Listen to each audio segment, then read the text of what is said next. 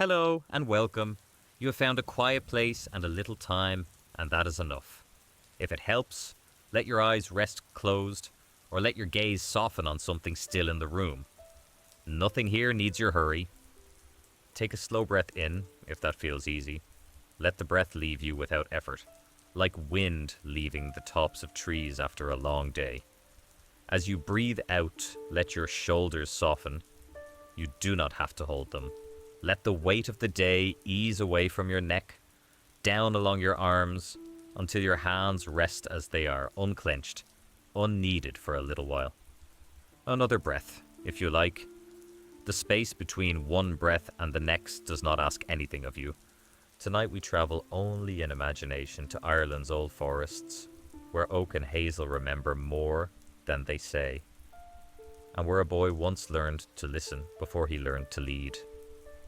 We are not marching toward battle as a thing to fear. We are leaning toward a legend that understands patience the way moss understands stone. Slowly, without argument, with a green softness that outlasts noise. Picture trees first, because this story loves the forest. Imagine a wood in the heart of Ireland, not as a map you must memorize, but as a mood. Light filtered through leaves until it becomes a kind of green mist. Paths that wander because straight lines feel too certain. The smell of earth after rain. The small sound of a twig yielding underfoot. And then silence returning. The air is cooler under canopy than in open field. The world narrows to the next step, the next slow breath. The gentle loosening of your shoulders once more, as if the branches themselves were reminding you that you may carry less. If your mind begins to name tasks or replay conversations, you need not push those thoughts away.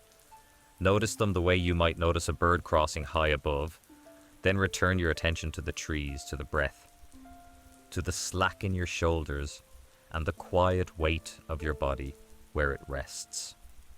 Take another slow breath, and with the exhale, imagine your shoulders dropping a fraction more, as if someone kind had placed warm hands there and said, without words, you may rest now. The place where your shoulder meets your arm is a small junction that often carries tension without announcement. You do not have to fix it. Breathe toward it, the way you might breathe warmth into cold hands. And let the muscles answer in their own time. In Irish legend, heroes are sometimes more than strength. They are listening, they are restraint, they are the willingness to wait until wisdom arrives without a trumpet. Fionn belongs to that kind of memory, a name carried for centuries, reshaped by tellers, softened at edges where sharpness might wound a listener. For tonight we let the tale be gentle. We let the conflict become distant thunder rather than a storm overhead.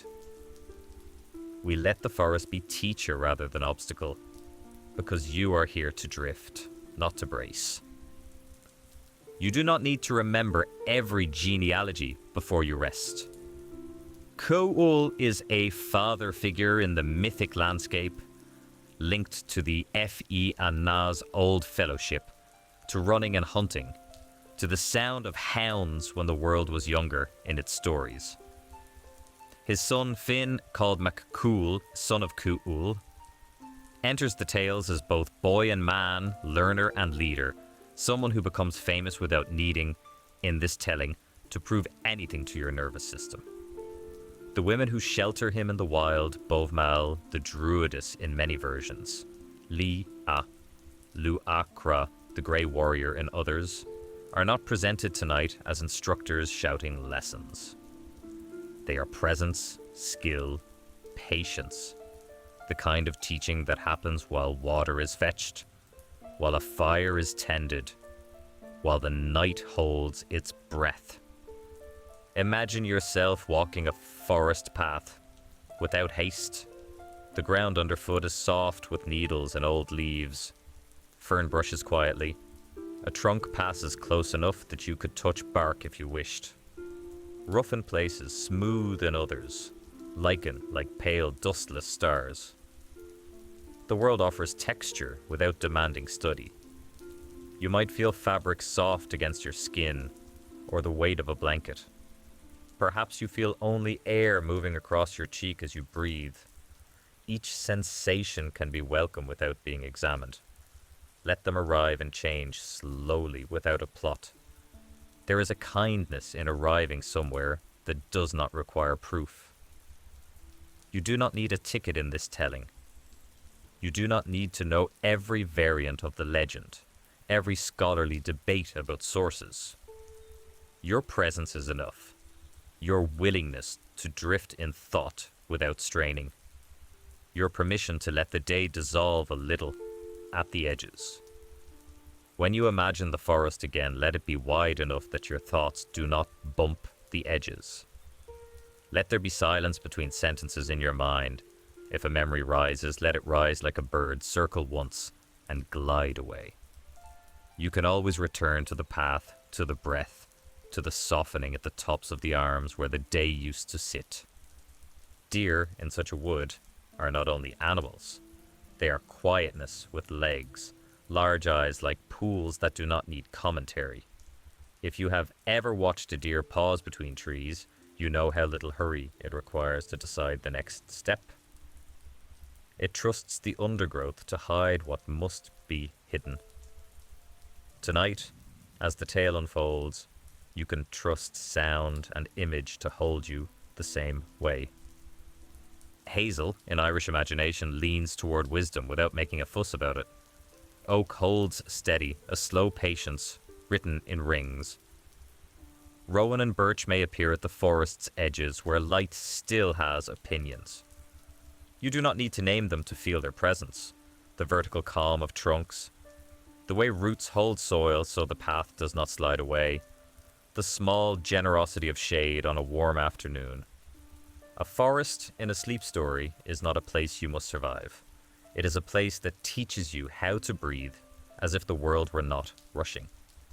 Long ago, in the time of legends, a child needed protection, not because he was weak, but because power gathers attention, and attention can become danger. The stories say he was born into trouble. His father's fate tangled with rivalry, with honour's old grammar, with the kind of conflict that makes sleep-friendly tellings choose shadows over blades. For our gentle path, we need not linger on bloodshed's details. We can understand that a woman carried a baby into hiding, that the forest opened to receive them, that the world became smaller in a useful way. Not smaller as in cramped, but smaller as in focused. The way a clearing focuses light. If your body has tightened again around the shoulders, breathe and let them widen. There is no test in this arrival. There is only the wood's patience, the afternoon's softened light, the sense that stories about becoming can be told without forcing the listener to flinch at every turn. The day eases by degrees too small to count one by one. You might not notice until the forest feels closer, softer, more like a blanket lowered than a wall built tight. That is the kind of darkness that helps sleep, not the kind that startles. You are allowed to trust it a little. Let your hands rest where they are. Let your feet feel supported whether you are lying down or sitting. The body knows how to soften when the mind stops insisting. Give it a little trust. Another breath. Shoulders wide and loose. The trees hold their leaves without needing praise. We are nearly at the kind of arrival that needs no gate. The legend of Fionn mac Cumhaill is a long story in its full form. Crossing forests and hills, touching battles only as distant weather, brushing against wisdom in forms both strange and simple. Tonight we will walk only as far as calm allows, letting years pass in phrases rather than in minutes, letting growth be real without becoming sharp enough to cut. You can feel, if you like, a slight widening in your chest as you breathe, as if the forest had made a little more room inside you. You do not have to hold that feeling. Let it spread and fade, the way light fades, the way stories begin in dimness and become clear only gradually. And now that you have arrived, not with a shout but with a long exhale, we can let the tale unfold in its own time, the way a branch yields slightly in wind. There will be trees and teachers, patience and listening, but all of it will come gently, like footsteps on soft ground, like someone speaking in the next room, voice low enough that you do not have to lean forward to catch every word. Rest here a moment on the path, wherever your mind has placed you. Feel the earth steady beneath you. Feel your breath steady within you. When you are ready, the story will continue, not to startle you, but to accompany you. The way still air accompanies a fern, holding its shape without breaking it. In the shelter of the wood, before the boy became a name the whole island would recognize, there was ordinary care, or so we like to imagine. There was the small, repeated work of staying alive. Myth does not always pause to describe breakfast, yet we can imagine steam rising from a simple pot, bread softened in milk, the quiet competence of hands that know how to keep a small fire from shouting smoke into the sky. The child learned early that loudness is not always strength, and that the forest punishes carelessness without needing to raise its voice. Bovmal, in many tellings, arrives as Druidess, a woman of knowledge, not the theatrical kind that demands an audience, but the practical kind that knows which herb quiets a fever and which silence quiets a frightened mind. Li Alu Akra arrives as warrior and ant figure in some versions, grey-clad, skilled, stern, in the way a mountain is stern, without cruelty, only with weight. What the stories agree upon is that the boy's education was not confined to a classroom of walls. It was scattered along streams, written in mud, sung in verses whose meanings could wait for later understanding. When learning becomes a forest path, sleep-friendly tellings can choose to look at it indirectly, as one might look at sunlight through leaves. Something in the child learned to watch without staring, to listen without leaning forward, to recognize the difference between a branch's natural creak and the snap of something stepping. These are not lessons for bragging. They are lessons for staying alive while staying soft inside, a combination myths sometimes treat as rare. Imagine a boy beside a shallow stream, not as hero yet, only as human with time. Imagine his hands cold and then warming, his attention drawn to water's negotiations with stone. How it rounds what is sharp, how it persists without argument, how it finds a way around what cannot be moved. The forest teaches physics as poetry. A leaf turns in a current, and the child's mind turns with it. Not because a teacher commanded focus, but because the world can be interesting without being urgent. Transformation in myth is rarely a single flash. It is a sequence of small attentions. The way balance improves when feet learn uneven ground. The way hearing sharpens when eyes cannot see far in undergrowth. The way patience stops being a word and becomes a posture. The boy discovers himself in relation to animals, not as conqueror in this gentle register, but as participant in a living neighborhood. That discovery is not a tournament. It is a quiet adjustment, repeated until it becomes a kind of belonging. Birdsong in the real world carries information if you know how to listen. Alarm notes, mating calls, the small announcements of evening. The tale borrows that truth and deepens it. The child must learn which sounds mean weather, which mean company, which mean nothing worth chasing. When night comes down through the canopy like a blanket lowered slowly, the wood changes its rules. Shapes soften. Distance becomes guesswork. The lesson is not to panic at uncertainty, but to move with fewer assumptions, to trust feet that have learned the path in daylight. Fionn, as he grows, is sometimes described as swift, sometimes as thoughtful, often as both, the way a river can be fast and still deep. Names accumulate later. Leader of the Fee Anna warrior, poet, a figure large enough that stories hang from him like branches heavy with fruit. For tonight we linger in the years before fame, because fame is rarely sleep's friend. We linger where the boy learns to run, not to win a race, but to cross distance without breaking, to breathe in rhythm with effort, to let strength become steady rather than flashy. In the wider landscape of Irish storytelling, the Fionn belong to a fellowship of hunters and protectors, bound by codes that vary across texts and retellings. You do not need to memorize their laws to rest. What matters for sleep is the emotional map, a band of companions linked by loyalty, by skill, by a willingness to stand between the vulnerable and harm. Even that protective role can be told softly as vigilance rather than violence, as long watches under stars, as the quiet competence of people who know how to keep a boundary without shouting about it. You might picture an afternoon where the boy practices with a staff in a clearing, not as combat against an enemy, but as movement for its own sake. The staff describing arcs, the body learning leverage, the mind empty enough to notice small corrections. Even training in this telling is not a spectacle. It is a conversation between muscle and gravity, repeated until grace becomes habit. Rain, when it arrives in the wood, changes the sound of everything. Drops gather on leaves and fall in a slower rhythm than open sky. The boy learns to hear the difference between a shower that will pass and a day that intends to stay soft and grey.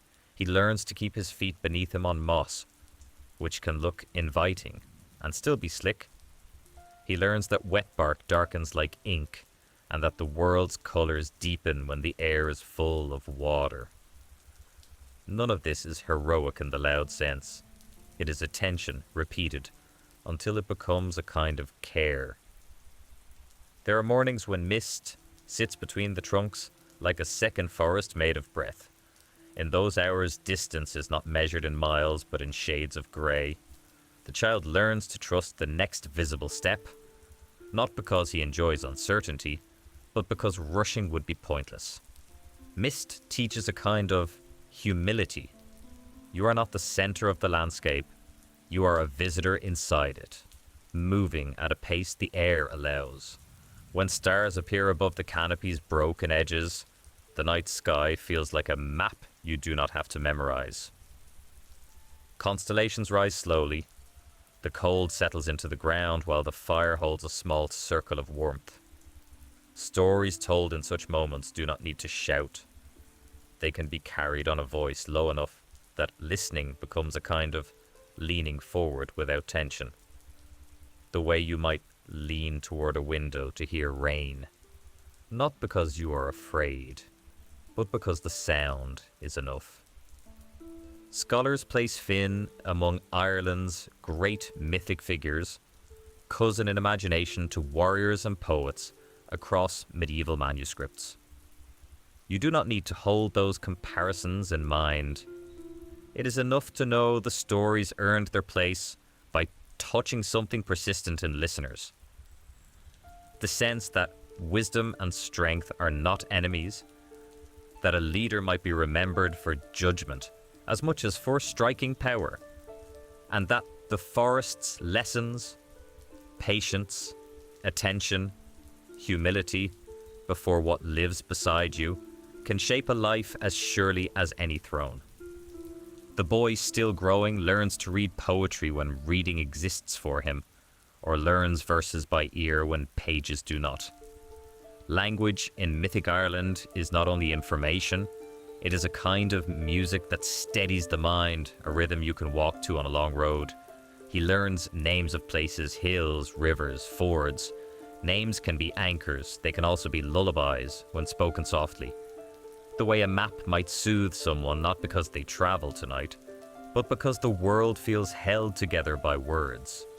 He learns too the small courtesies of the wild, not taking more than needed, leaving a berry patch with enough for birds, moving through bracken without breaking stems out of mere impatience. These courtesies are not moral speeches, they are habits that keep a person from feeling separate from the place that feeds them. In sleep stories, such details matter because they slow the heart without asking it to perform virtue like a trophy. Footprints in damp ground become a kind of reading. The child learns that the forest keeps records: who passed, how recently, whether they were hurried. He learns that stillness can be a strategy, not only a mood. He learns that curiosity is safer when paired with distance, watching for a time without needing to approach. These are the same skills that later serve a leader in council, noticing who speaks first, who hesitates, who looks away when a certain name is spoken. There are afternoons when nothing dramatic happens, and those afternoons are not empty. They are the weight of ordinary time, which is most of life, even in legend. A beetle crosses a log. Water drips from a leaf with metronome patience. The boy's mind, if it races, is gently returned to the small theatre of the present. This is not mindfulness as a brand. It is boredom transformed into attention, the way a long walk transforms legs into something steadier. Winter, in the forest, teaches a different kind of listening. Fewer birds, more silence. The crack of ice in a puddle like a small announcement. Breath becomes visible.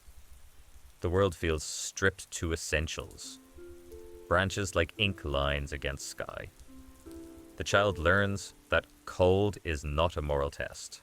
It is a condition you prepare for with layers, with fire, with the wisdom of not standing still when your body needs movement. These lessons translate later into emotional weather. The knowledge that some seasons are internal and that they also pass. If you are resting in bed, let your own breathing borrow a little from the rhythm of walking. In, out, nothing forced, nothing to prove. If you are sitting, let your shoulders remember the softness you gave them earlier. The unclenching along the upper back. The freedom at the neck. Seasons turn in the forest the way seasons always have. Spring mud and pale green, summer canopies thick with insect life, autumn leaves falling like slow coins, winter branches revealing sky. The boy feels these changes on his skin the way you feel weather, less as drama, more as a long conversation between place and creature. He learns which hollows shelter from wind. He learns the hour when light leans long and the ground looks softer than it is. There is companionship in his teacher's presence, even when companionship looks like silence side by side. They can walk without speaking, trusting the path. They can sit while water boils, listening to the pot's small song. If frustration visits the boy, the older women make room for it without demanding that it leave immediately. Feelings in this telling are not failures. They are weather he passes through, breath after breath, until the inner sky clears. If your thoughts drift toward your own teachers, your own paths through difficulty, let those thoughts be held gently, not examined like a wound that needs poking. The tale offers companionship, not comparison. You do not have to measure your growth against a legend. You only have to breathe, and let the forest of the story hold you forward without hurry. Evening after evening, the wood repeats its simple lessons. Shadow, stillness, the way darkness gathers without slamming a door. The boy receives those lessons until receiving becomes a kind of peace, not certainty, as the world often sells it, but peace as steadiness, as breath shared with trees, as the decision to remain soft when hardness offers itself as easier. The myth is not finished. The boy still walks. The years still pass in long, slow strides. The forest's name still sounds like shelter when spoken softly. Rest in that in-between space with us a little longer, where the story has room to widen, where the night is large enough for learning without tests. where the next breath comes as reliably as the last. Before the wider world calls him onward, linger with the trees one more breath. Their patience, their willingness to hold birds without claiming them, their reminder that roots matter as much as branches, even when roots are invisible. When the boy becomes a young man, when poetry's sense of time says, the forest has taught what forests can teach, the tale moves him, with the logic dreams use, when they change scene without explanation, toward the world of people again. Not as betrayal of the wild, but as continuation, the way a river continues after it leaves hills. Here the story grows wider. Kinship networks in myth behave like weather systems. Pressures, alliances, old debts that return like seasons. Some tellings emphasize rivalry among clans. Some emphasize broken treaties. All carry the weight of a world where identity is not purely private. For our gentle path, we need not catalogue every feud. We can note that adulthood asks new skills: negotiation, restraint, the ability to stand in a hall without shrinking, without puffing up like a frightened animal. The geography of Ireland in legend is not a classroom wall map. It is a sequence of rises and hollows, river crossings, fords where water presses against your ankles and reminds you that the world is still larger than your plans. Hills like the Selive bloom in the Midlands, or the heights around Allen in Leinster, appear in stories as places where wind has a voice and where visibility can be a kind of honesty. You do not need to place pins on a map tonight. It is enough to imagine high ground as a place where the mind feels less crowded, where the horizon is a line of softness rather than a deadline. The young Fionn, in many versions, steps into a landscape of tests, not as cruelty for its own sake, but as the mythic grammar of proving readiness. A bridge guarded, a monster mentioned in older tellings, a moment where strength must serve something larger than pride. Sleep-friendly narration can translate such trials into distance and weather. A long crossing, a wind that tries your balance, a night when you must keep watch until dawn lightens the eastern sky. The point is not gore. The point is endurance without fanfare, courage as quiet persistence. Alongside the warrior's path runs another path, almost a parallel stream: wisdom. Ireland's tradition links Fionn to poetry, to insight, to the kind of knowledge that feels like seeing a little deeper than the surface of things. Other episodes may tell certain stories more fully, how insight arrived, what spark caught. So tonight we need only acknowledge the theme: that a leader could be thoughtful, that a hero could pause, that strength could include asking better questions. In the gentle economy of Irish mythology, wisdom is not always a lecture. Sometimes it is a thumbprint burned on skin in a story, a moment of contact with something that should not have been touched, a sudden clarity that makes the world's patterns easier to see. You do not need to follow the mechanics of that tale tonight. You can let it remain as a distant brightness, a reminder that understanding can arrive in unexpected ways, and that the mind, once widened, does not easily return to narrow rooms. The Fionn, when the legends gather them, are not only fighters. They are a company bound by expectations, hospitality honoured, the weak not trampled for sport, boasting kept within a range that does not poison the night. Different texts phrase these codes differently. Poets and scribes shape them across centuries. For sleep, we need not argue about the fine print. We can notice the emotional intention. A fellowship that tries to be worthy of the land it moves through, and a leader who must weigh not only what he can do, but what he ought to do. There will be other nights for other stories, sons and poets, Long journeys, islands beyond the wave's edge. Tonight those names can wait like distant hills, present but not demanding attention.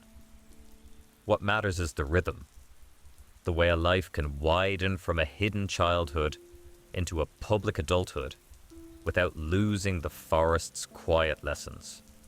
The way listening can remain a practice even when the world grows louder.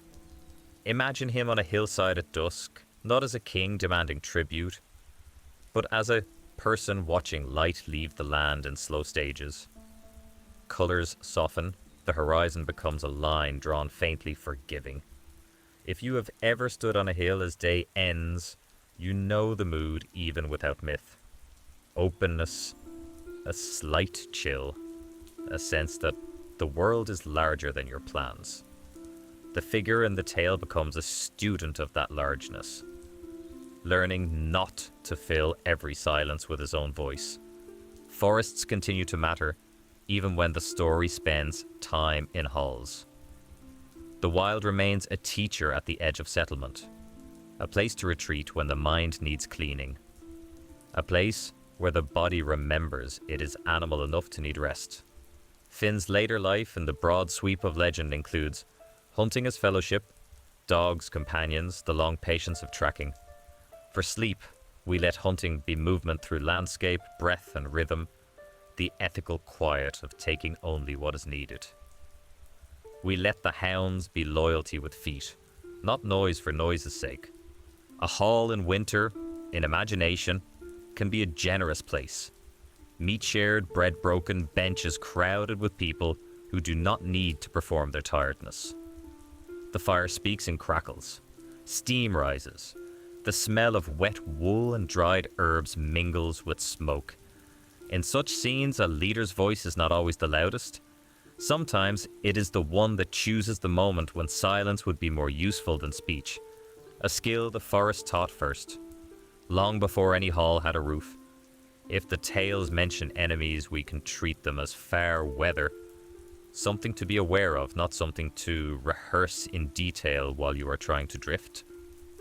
Courage in a sleep story is often the willingness to remain steady when the world is not simple.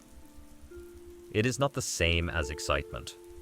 It is closer to a long breath taken before a hard task, then the task done without theatrical flourish. There is also music in the Irish legendary world, though we need not name instruments or tunes. Music is sometimes described as a thread that binds a group together, a shared pulse that makes the body feel less alone. You can imagine a melody as soft as lamplight, something that does not demand attention so much as invite it, the way a stream invites your ear without asking you to solve it. Time in myth is not a clock. It is a tide. Years accumulate like leaf litter, like memory that enriches soil. The tales add companions, figures who will become famous in their own right. Voices in a chorus you need not name tonight. What grows clearest in gentle tellings is not a roster of names, but a feeling.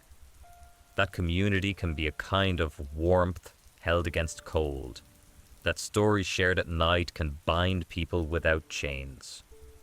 You might picture a camp under trees, firelight kept low, voices low to match. Someone speaks a poem and the words do not hurry. The listeners do not interrupt, because poetry asks for a wider attention span than argument. In such moments, leadership looks like listening, strength looks like making space. Dawn, when it comes to such a camp, arrives first as colour behind eyelids, then as birdsong testing the air. The world returns in stages, the outline of branches, the sheen of dew, the smell of earth remembering night. People move without hurry, because hurry belongs to cities and alarms, not every morning. If you have ever woken early outdoors, you know the gentle strangeness of a day that has not yet decided what it will ask of you. Rivers, in legend, are roads you can drink from, boundaries you can cross, Teachers that show you how to move around obstacles rather than through them. If the tale mentions a ford, imagine it as a place where the mind must choose footing carefully, where the water is clear enough to see stones and cold enough to remind you that you are alive. You do not need to cross that ford tonight. You can stand on the bank and watch the current move, the way you might watch your breath move, without needing to interpret every ripple. The figure of Fionn, in many retellings, carries both the weight of responsibility and the quiet pleasure of competence, knowing how to read weather, how to read faces, how to read a room. These are forest skills translated into human spaces. The same patience that learned moss also learns counsel. The same listening that learned birds also learns dissent. None of this is perfect. Myths preserve human mistakes as well as human triumphs. But for sleep, we emphasize the direction of travel toward wisdom as a kind of gentleness, not a kind of weapon. If your thoughts drift toward your own communities, your own need for fellowship, let those thoughts be held gently. The tale offers companionship, not a measure. You do not have to be a hero to deserve rest beside a metaphorical fire. Seasons turn across the legendary landscape the way seasons always have. Winter fields, spring mud, summer grass, autumn gold. The Fí Anna, in the imagination of Ireland, move with the year rather than against it, accepting weather as a partner rather than an insult. There is humility in that acceptance, a humility myths sometimes hide behind bravado. Tonight we let humility show because humility is a friend to sleep. When the tales speak of travel, they often speak of it as rhythm. Camps lifted and set, dogs walking with that particular patience of animals who understand distance as a normal condition of life. Roads, where they exist, are mud and stone. Where they do not, there is grass bending back after hooves pass. You do not need to march beside them tonight. You can let the journey be a line drawn gently across a map you will not test. There is also in the long tradition around Fionn a sense of play that is not the same as noise. Games of skill, contests of jumping or spear casting can be told as movement and breath rather than as rivalry that scrapes the nerves. For sleep, we let play be what it often was before it became a performance. A way for the body to feel alive without needing an enemy. A way for companions to laugh softly without turning laughter into a whip.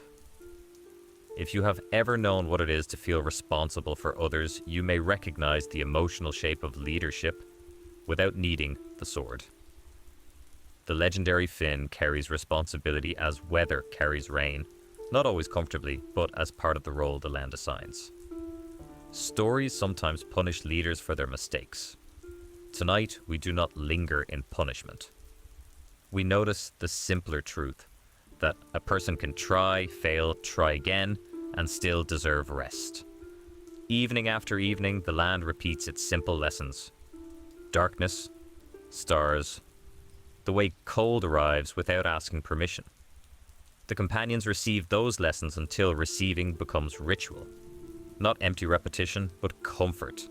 The way a song can steady a frightened mind. The myth is not finished.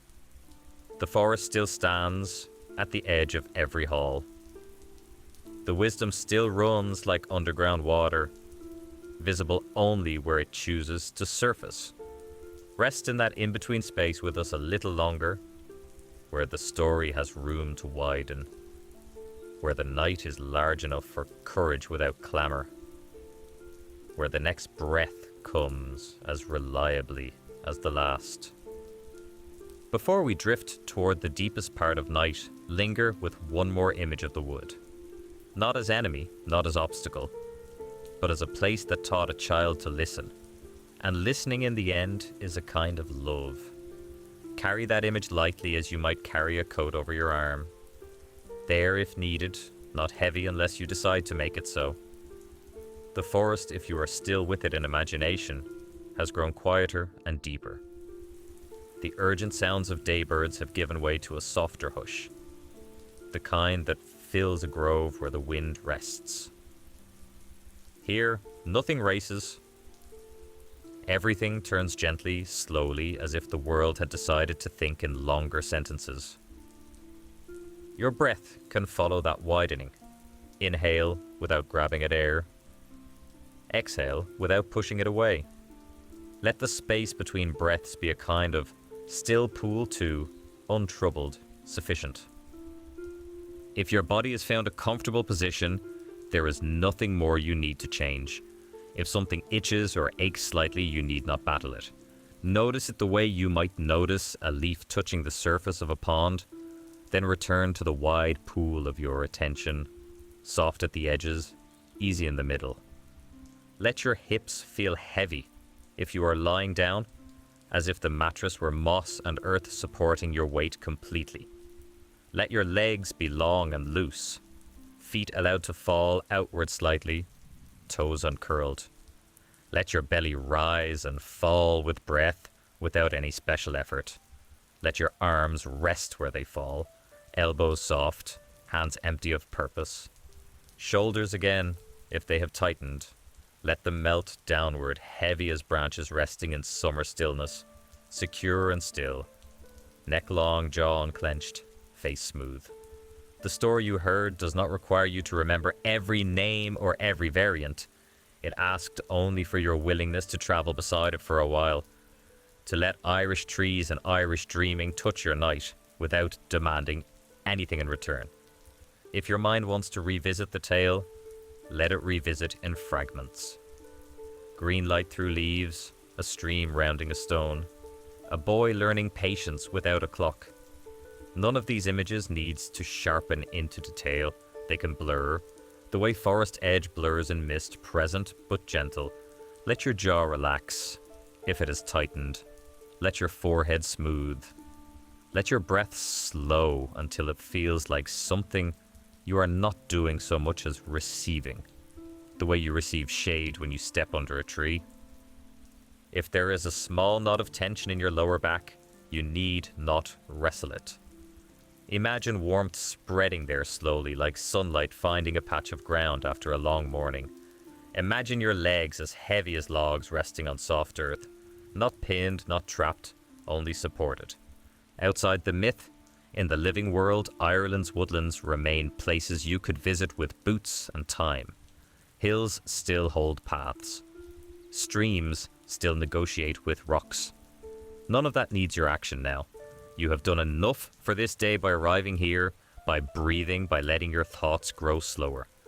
The land itself, beyond any single story, holds a long memory of rain. Roots drink quietly, fungi connect trees and networks. Science is still learning to name. Nothing in that hidden work needs you to manage it tonight. You can belong to the larger pattern simply by resting. Simply by letting your nervous system believe for a little while that the world will keep turning without your supervision. Let any remaining tension in your brow smooth away. Let your tongue rest softly in your mouth. Let your eyes, behind closed lids, feel heavy as stones warmed by sun. No effort, no watching. Only the gentle permission to stop looking for lessons. Imagine moonlight, if you like, laying a path across a clearing. Imagine mist gathering so lightly that the far trees become a suggestion rather than a fact. Imagine a deer standing between shadows, only visible as a soft shape. Proof that quietness can persist without needing an audience. Imagine too the sound you are not hearing, wind high in branches so constant it becomes a kind of silence.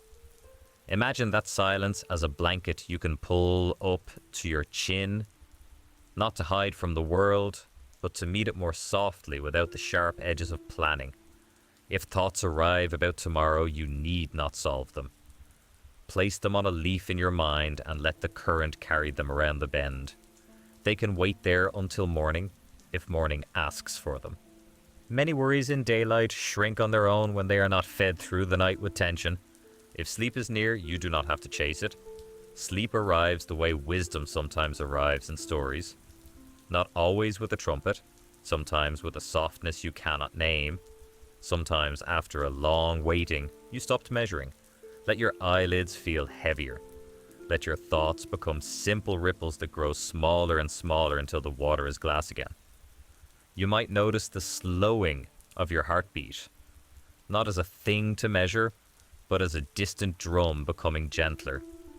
You might notice warmth in your hands as vessels widen and hold less tightly to the day. You might notice the room's small sounds, a house settling, fabric shifting, and find them harmless, even friendly part of the night's texture rather than interruptions. The stream meets the river in the long geography of dreams, and the river does not ask the stream to explain its hurry. Your breathing meets the night the same way without needing an explanation. In and out, a little slower, a little softer. Between breaths, there is a small stillness. Rest in that stillness without naming it. It is enough like a forest pool, dark, deep, dependable. It is enough like a place where moonlight gathers without breaking. So let the words end here, or let them blur into sound, or let them stop while your breath continues. Simple and faithful. The Irish landscape, real and imagined, holds its trees. Your room holds you. Sleep, when it comes, will hold you too, gently, without instruction, like moss holding rain. If you need a last image, let it be simple. A path through oak and hazel, empty of hurry, leaving the faintest impression underfoot until the forest floor forgets and returns to stillness. You do not have to walk to the horizon. You can let the path continue without you, while you remain here, warm, still, unwinding. If you are still awake, that is not failure.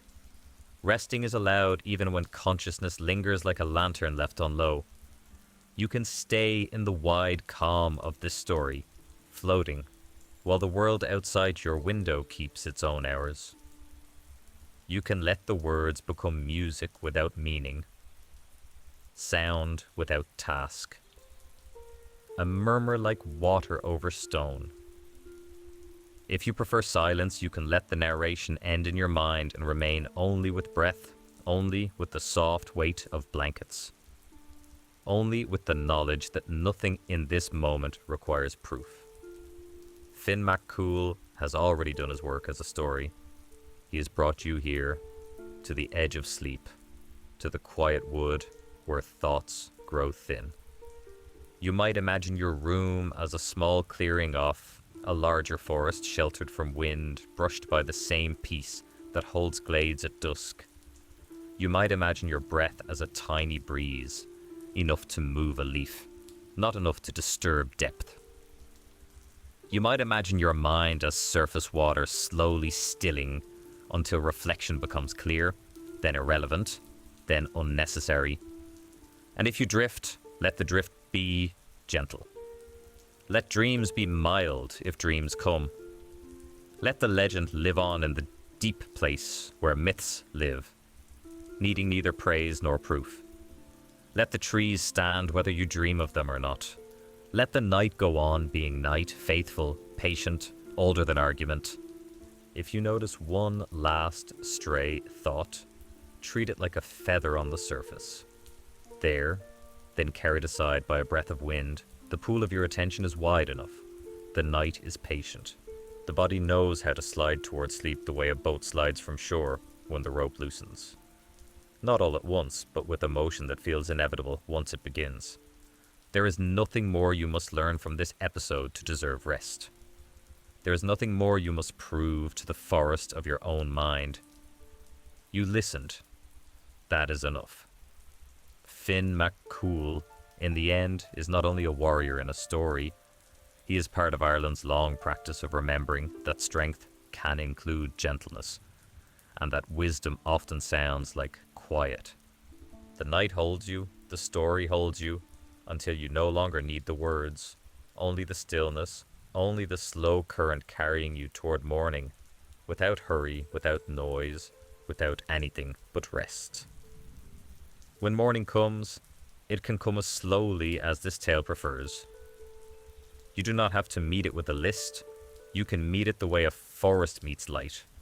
Gradually, leaves first, then branches, then the whole quiet height of day. That is later. This is now. Now is for drifting, for softening, for letting the shoulders go one last time, for trusting that stories can end gently and still leave sweetness behind. The hills, the streams, and the old woods keep their places in the world, whether you dream of them or not. You have borrowed their calm for a little while. You can return it with gratitude that does not need words, only rest. Good night.